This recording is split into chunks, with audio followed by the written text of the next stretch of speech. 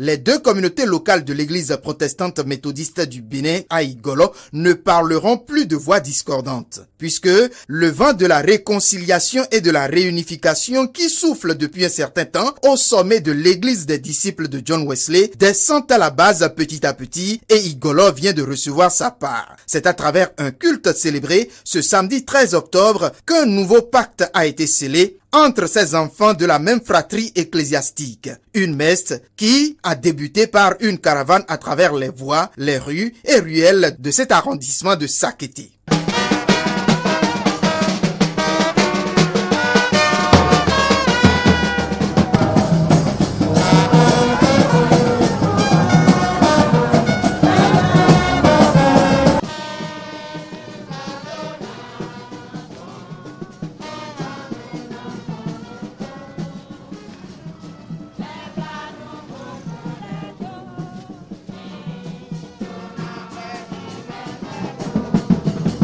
Et donc, pour célébrer cette unité retrouvée, rien n'a été omis et personne ne voulait se faire conter l'histoire. Chorale, diacre, élèves pasteurs, responsables d'église et fidèles ont fait massivement le déplacement. Et pour le célébrant qui n'est nul autre que le président national, le docteur Kondiesu Amos Roussa, voici, oh, qu'il est agréable, qu'il est doux pour les frères de demeurer ensemble. C'est d'ailleurs sur ce passage biblique tiré du premier verset du livre des Psaumes au chapitre 133 que l'homme va appesantir son sermon. Lorsque l'unité règne au sein des chrétiens, ils jouissent eux-mêmes de la vie dans son sens le plus absolu.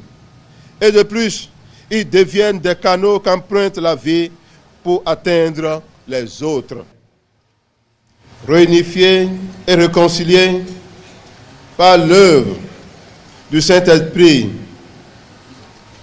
qui a puissamment utilisé son Excellence, Patrice Athanase Guillaume Talon, pour œuvrer inlassablement, de jour comme de nuit, afin, par la grâce de Dieu, de contribuer à la réconciliation et à la réunification de cette Église. L'homme de Dieu va plus loin dans son explication des bienfaits de l'unité en allant puiser des ressources dans la vie communautaire des disciples du Christ avant la Pentecôte.